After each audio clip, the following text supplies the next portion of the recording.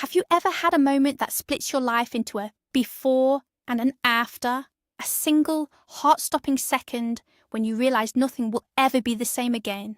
For Jessica, that moment came on a Tuesday afternoon under the glaring Chicago sun.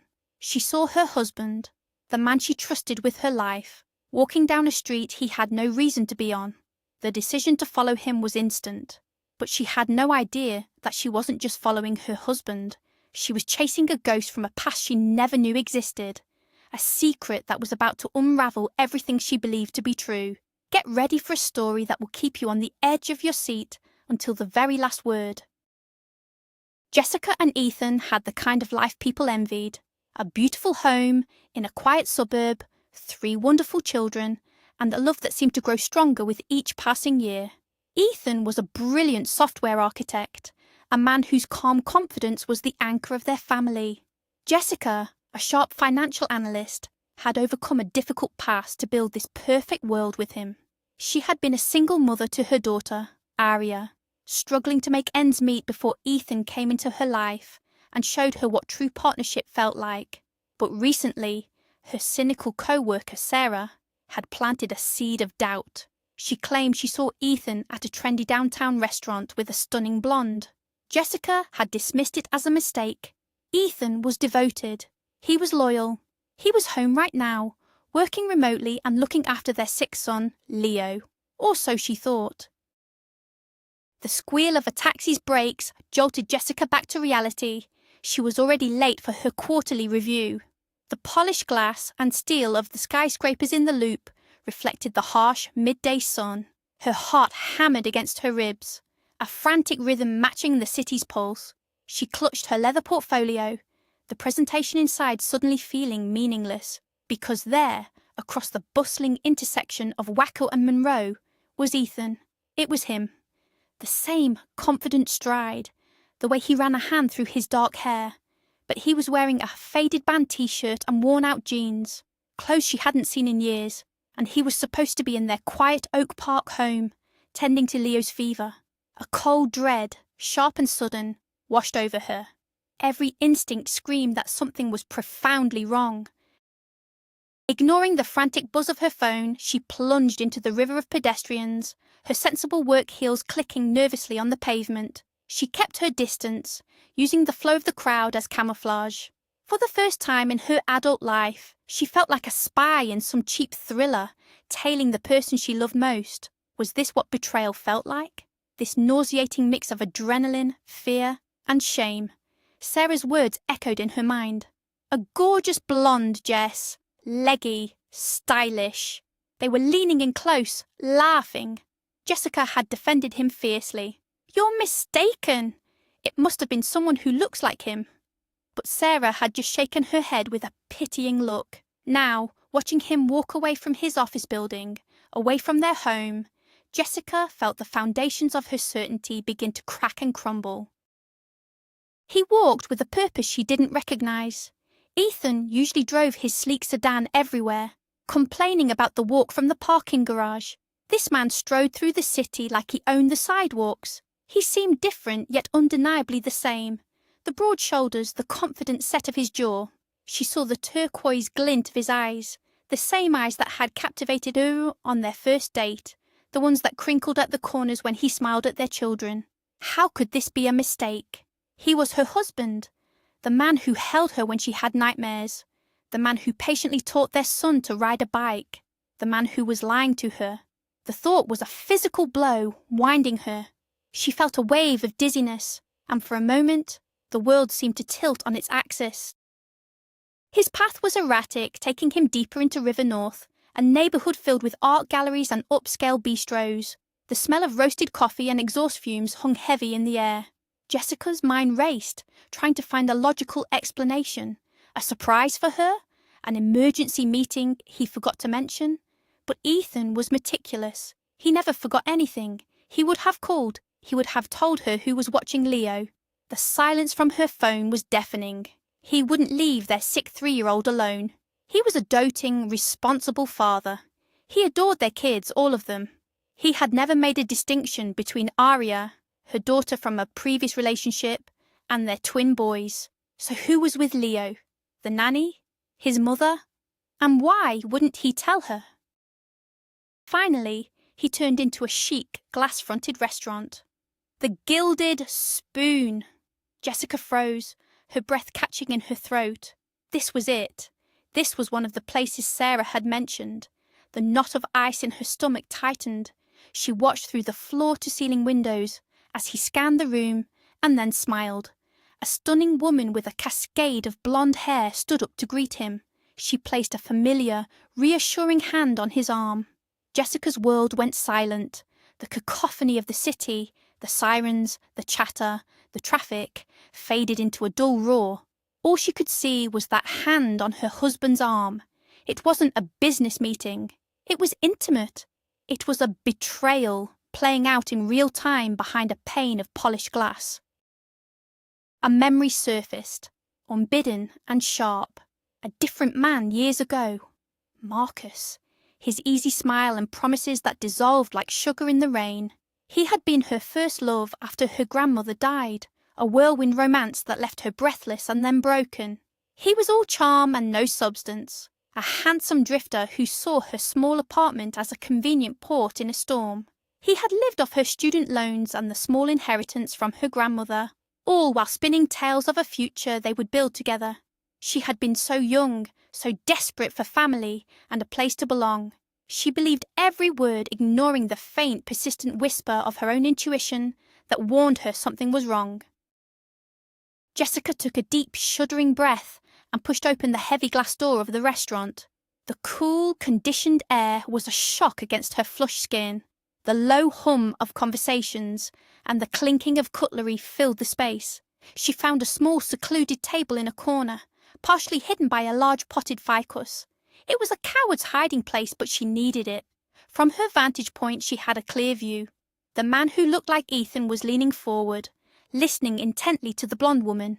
He nodded, his expression serious, almost troubled. Jessica couldn't hear their words, but their body language spoke volumes.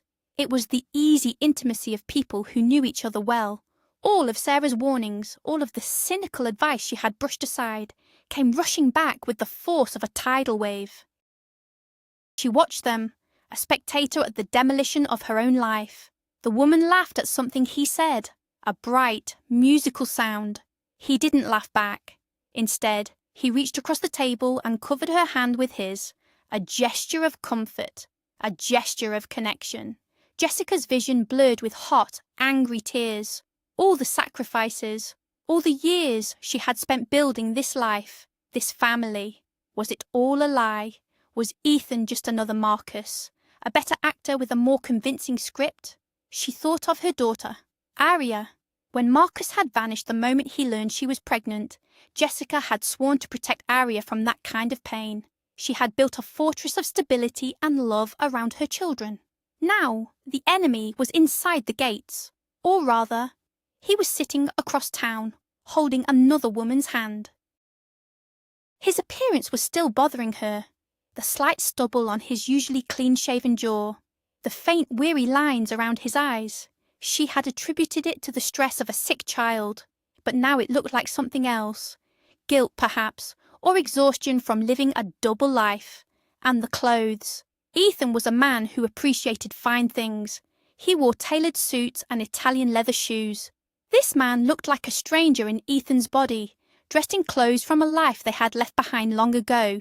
He looked tired, not just physically, but existentially weary, a look she had never seen on her vibrant, energetic husband. But it was him. It had to be. Suddenly, the man stood up and headed towards the back of the restaurant, towards the restrooms. This was her chance. The confrontation she was dreading was now inevitable. She couldn't sit here a moment longer, torturing herself. She needed answers, no matter how ugly they might be. Her legs felt unsteady as she rose, her body moving on autopilot. She navigated the maze of tables, her gaze fixed on the hallway he had disappeared into. The moment of truth was here. She would demand an explanation. She would ask him about Leo. She would ask him about the blonde. And then she would have to deal with whatever came next. The thought of their home, once a sanctuary, now feeling like a stage set for a tragedy, made her feel profoundly cold. She found him in the quiet, dimly lit corridor. He was leaning against the wall, his head bowed. He hadn't gone to the restroom. He was just standing there, as if gathering his strength. He hadn't seen her yet. "Ethan!" Her voice was a strained whisper, barely audible. He looked up, and for a split second, his eyes were completely blank. There was no recognition, no guilt, no surprise, just the detached curiosity of a stranger. It was the most unsettling moment of her life.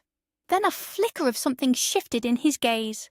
He squinted slightly, as if trying to place her.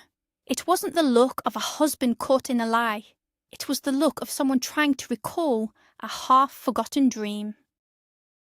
As she stepped closer, into the faint light of a wall sconce, she saw it. A thin, silvery scar just above his left temple, partially hidden by his hairline. Ethan didn't have a scar there, and on his forearm, peeking out from under his rolled-up sleeve, was the edge of a tattoo, a dark, intricate design. Ethan loathed tattoos. A dizzying wave of vertigo washed over her. Her mind couldn't process the conflicting information. It was his face, his voice, his eyes, but it wasn't him. The man straightened up, a look of dawning comprehension on his face. He seemed to recognize her not as his wife, but as someone he was expecting to meet, though not here, not like this. Her anger dissolved into pure, disorienting confusion. "Who are you?" she breathed, the question hanging in the air between them. The man offered a small, sad smile. "You must be Jessica," he said, his voice a near-perfect imitation of Ethan's, but with a rougher, less polished edge. "I'm sorry we're meeting like this.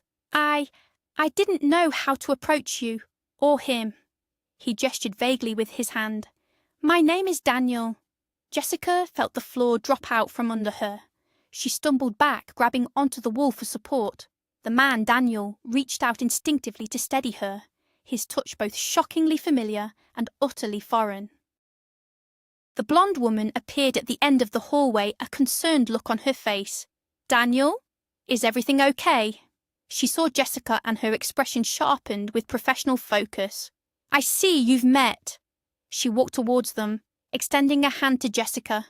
"Victoria Cole. I'm a private investigator, and I think we all need to sit down." The world was spinning. A private investigator? A man named Daniel who was the mirror image of her husband? Jessica allowed them to guide her back to their table, her mind a maelstrom of questions. She felt like she had stepped through a looking glass into a bizarre, alternate reality. The man she thought was her husband was a stranger. The life she thought she knew was about to be rewritten. "This is probably a lot to take in," Victoria began, her voice calm and measured. "But the man you know is Ethan. He's my client's brother, his twin brother." Jessica stared from Victoria to Daniel, her brain refusing to accept the words. "That's impossible," she said, her voice shaking. "Ethan is an only child. His parents, they tried for years to have a baby. He was their miracle." Daniel looked down at his hands, a pained expression on his face. "That's what they wanted everyone to believe," he said quietly. "The truth is, they didn't have one miracle. They had two. They just only kept one of them." Victoria laid out the story, her tone professional yet empathetic. It was a story born of desperation and poverty, set in a rundown part of a Rust Belt city over 3 decades ago. A young couple, already overwhelmed with 4 children they could barely feed, discovered they were having twins. The father, a day labourer, was in despair. The mother was exhausted and saw no way out. They were trapped in a cycle of poverty with no hope of escape. Their world was a cramped 2-bedroom apartment in a decaying building, a universe away from the manicured lawns of Lake Forest, where Ethan's parents, the wealthy and childless Hamiltons, lived in quiet desperation. The father had a temporary job doing landscaping for Arthur Hamilton, Ethan's adoptive father. He saw the couple's pain, their yearning for a child that medicine and money couldn't provide, and in a moment of reckless desperation, he made a proposition. A secret, illegal, and life-altering deal. He offered them one of his unborn twins. He painted it as a win-win situation. His family would have one less mouth to feed and a sum of money that could change their lives. The Hamiltons would finally have the child they had prayed for, with no messy adoption records to trace back to them. It was a perfect, albeit criminal, solution. At first, Arthur Hamilton was outraged, but his wife Eleanor was captivated by the idea. The thought of holding a newborn, of becoming a mother, eclipsed all moral and legal reservations. They agreed. A plan was set in motion, involving a discreet doctor and a small private clinic. The biological mother was told one of the twins was stillborn. A tragic but common complication, they said. She was given one baby to take home to her crowded apartment. The other, swaddled in an expensive cashmere blanket, was given to Eleanor Hamilton, who had checked in under the guise of a private birth. The Hamiltons vanished from their old life almost overnight. They sold their businesses, their home, and moved to Chicago, hundreds of miles away.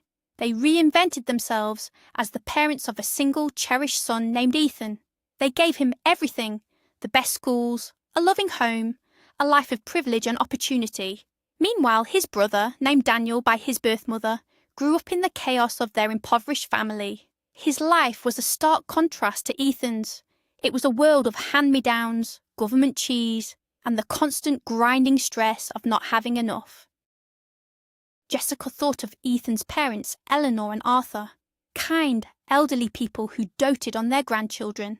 They had welcomed her and Arya into their family without a moment's hesitation, treating Arya as their own flesh and blood. How could they have done something so cruel? How could they have lived with such a monumental secret for all these years? She felt a confusing mix of anger at their deception and a strange, profound pity for their long-ago desperation. They had raised Ethan to be a wonderful, kind and honourable man, but their happiness was built on a foundation of lies. Daniel continued his story. A few years after he was born, social services intervened. The situation at home had deteriorated, and all the children were placed in foster care. "It was probably the best thing that could have happened to us," he said, his voice devoid of self-pity. "I grew up in the system. It wasn't perfect, but it was stable. It gave me a chance." He put himself through college, studying computer science. He was a gifted programmer, just like Ethan. He now lived in Boston, had a wife, 2 kids, and a successful career as a software developer, a life he had built for himself from nothing. The secret had come out only recently. His birth mother, frail and sick in a hospital bed, had confessed the story to him in a moment of deathbed clarity. It was the one secret she had carried, a story her husband had told her years ago in a drunken moment of candour. She gave Daniel the only clue she had: the family name, Hamilton, and the city they had lived in at the time. "She passed away the next day," Daniel said softly. "Finding him, it was the last thing I could do for her, and for myself. I needed to know." That's when he hired Victoria. It didn't take her long to track down Arthur and Eleanor Hamilton and their successful son in Chicago. For the past month, they had been in Chicago, gathering information, trying to confirm the story beyond a shadow of a doubt. They had obtained public records, and Daniel had even discreetly submitted a DNA sample that matched one from a public genealogy database that Ethan had used years ago out of curiosity. The match was irrefutable. They were brothers. "We were just trying to figure out the right way to make contact," Victoria explained. "This is a delicate situation. We didn't want to just show up on his doorstep. Then today, you found us instead. Maybe it was meant to be this way." Jessica's mind reeled. The relief that Ethan hadn't cheated was immense, but it was quickly replaced by the sheer, earth-shattering weight of this revelation. Ethan had a brother, a twin, an entire family he knew nothing about. How would he react? This would redefine his entire identity, his understanding of who he was and where he came from. And his parents? This secret would devastate them. She looked at Daniel, really looked at him. She saw the exhaustion in his eyes, the weight of a lifetime of questions, and the nervous hope of a man on the verge of meeting the other half of himself. A memory from long ago flashed through her mind. The day she told Marcus she was pregnant, the cold, calculating look in his eyes as he weighed his options, the way he had systematically tried to convince her that their life, their future, was impossible with a child. He spoke of freedom, of their youth, of the financial burden. He made her feel that her choice to keep her baby was a cage he was refusing to enter. He had made her feel completely and utterly alone. That memory had faded over the years, replaced by the warmth of Ethan's love. But now she saw the contrast so clearly. Daniel had spent his life feeling a piece of him was missing. Marcus had run from the chance to create a family.